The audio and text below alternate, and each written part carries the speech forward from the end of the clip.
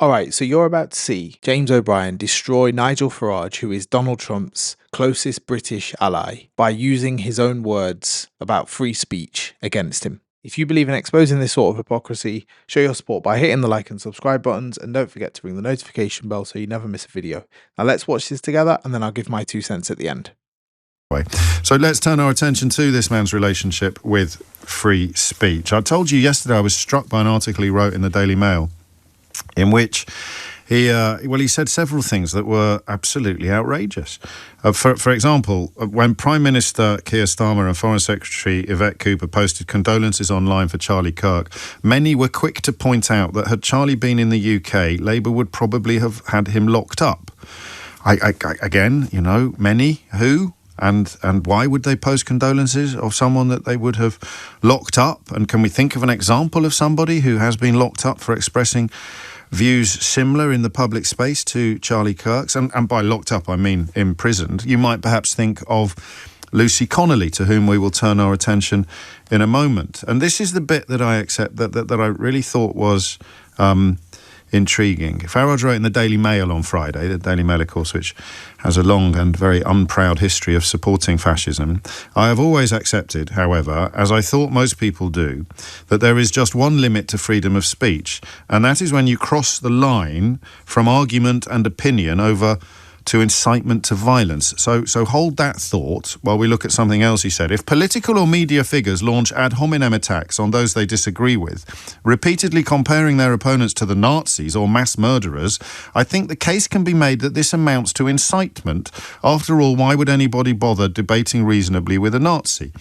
And that's an intervention of such epic unintelligence that you can probably forgive him for not realising how stupid he was being. If you call me a Nazi now, it doesn't make me a Nazi. What it makes you do is say, could I see some evidence, please, for why you would back this up? But what I want you to hold on to is the thought that Nigel Farage thinks that citing Adolf Hitler or Nazis when you are talking about public figures or politicians amounts to incitement, or he thinks the case can be made that this amounts to incitement.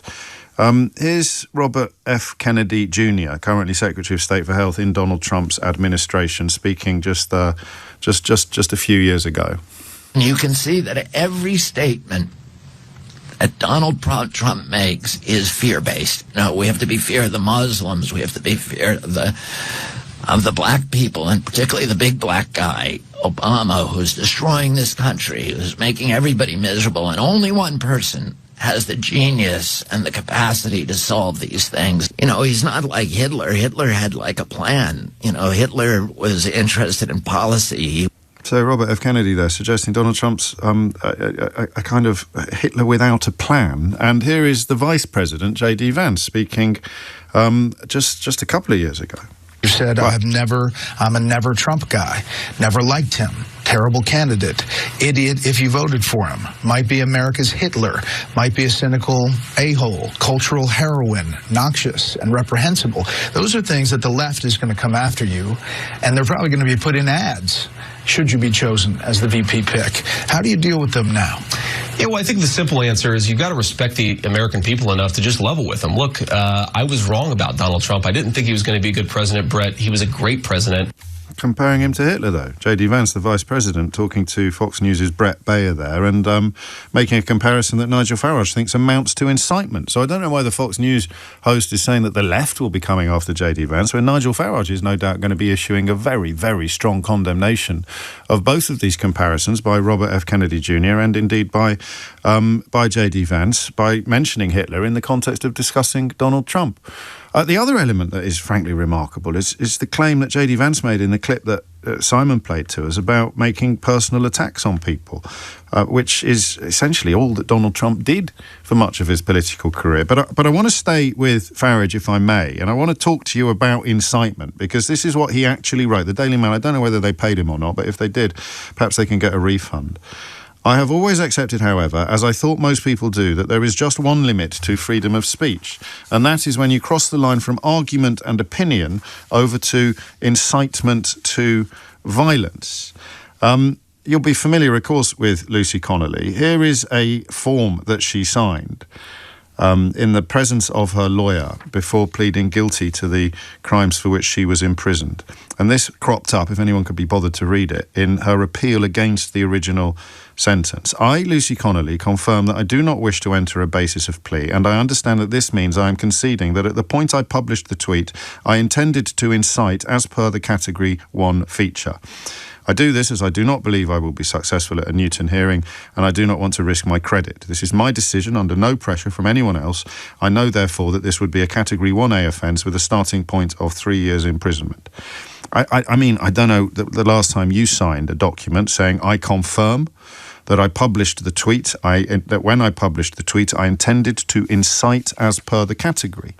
Nigel Farage's view on free speech is that when you cross the line from argument and opinion over to incitement to violence, your freedom of speech becomes unsustainable. Lucy Connelly signs a document stating that at the point she published the tweet she was jailed for, she intended to incite. So what does a man who says that incitement is the point at which free speech should be restricted, how does a man like that deal with a woman who literally states in legal documents that she published a tweet intended to incite? How could that possibly play out? How could Farage's insistence that incitement is the point at which free speech should cease to apply square with a woman who admits literally incitement? And in fact, it goes further. During this appeal, the court found, and I quote, "We regret to have to say that we found the evidence of the applicant about these important matters incredible. Her evidence to this court showed her to be intelligent and articulate, with strong views, and, because of the circumstances in which her son died, a deep mistrust of anyone who might be regarded as a person in authority telling her what to do or to believe. Given her personal circumstances at the time of her arrest and her understandable concern for her daughter, any reference to a prison sentence, let alone a sentence based on a starting point of 3 years, must have caused her great anxiety. In those circumstances, we are quite unable to accept that she signed the endorsement without any understanding of its references to the culpability factor or the starting point. We are also unable to accept her state of ignorance in that regard continued throughout further conferences with Mr. Muir, or that she entered her guilty plea with no understanding of what it entailed. Her acceptance that she read and was content with Mr. Muir's sentencing note," this is her original lawyer, "which includes references to the sentencing guideline and to the aggravating feature specifically mentioned in the guideline, clearly shows that she was well aware of what she was admitting." So again, how does a man who insists that incitement is the point at which freedom of speech ceases to apply and should not apply deal with a woman who admits to incitement, conscious incitement, and when she tries to get her sentence reduced by claiming that she didn't know what she was admitting to, the court comes about as close as it can in legal terms to calling her a liar? How on earth would Nigel Farage deal with somebody like Lucy Connelly, who has clearly committed a crime of incitement, which he says is the point at which freedom of speech should no longer apply? Well, I think you already know.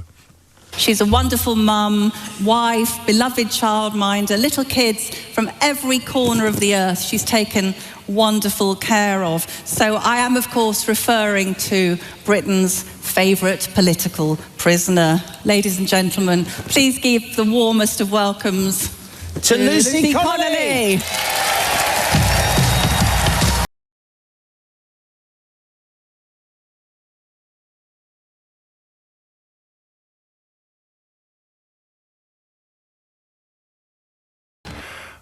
I suppose we should be grateful that it wasn't Andrea Jenkins singing the theme tune, but that was a Daily Telegraph columnist called Alison Pearson and somebody called Liam Halligan welcoming to the stage of Nigel Farage's current political party a woman who has, by his own account, breached the threshold at which he feels free speech should no longer apply, being introduced as a political prisoner by some of his cronies at his own conference. I don't know what the word is to describe that, because the words I can think of don't come close. She was also, of course, photographed in a warm embrace with Mr. Farage, which is one reason perhaps to extend sympathy to her. But the idea that you can be simultaneously guilty of incitement and that incitement can be the point at which free speech no longer applies and that Nigel Farage can be a trusted agent when it comes to discussing free speech is yet another mark of just how mad things have already become. So what do you think? This wasn't, for me, just about a British politician. It was about the destruction of the entire MAGA playbook. What you see people like Farage doing here is exactly what you see happening in America right now with regards to Charlie Kirk and Trump's entire authoritarian behavior. So firstly, you saw O'Brien getting Farage on the record with his own stated principle: the only line you can't cross is incitement. Then he produced the legal receipt showing Farage's ally admitting she intended to incite, the ally being Lucy Connelly. She is now an ally of the media who are seeking to push the narrative that she's some sort of political prisoner. And then James revealed the absolute hypocrisy, playing audio of Farage's own party celebrating her as a political hero.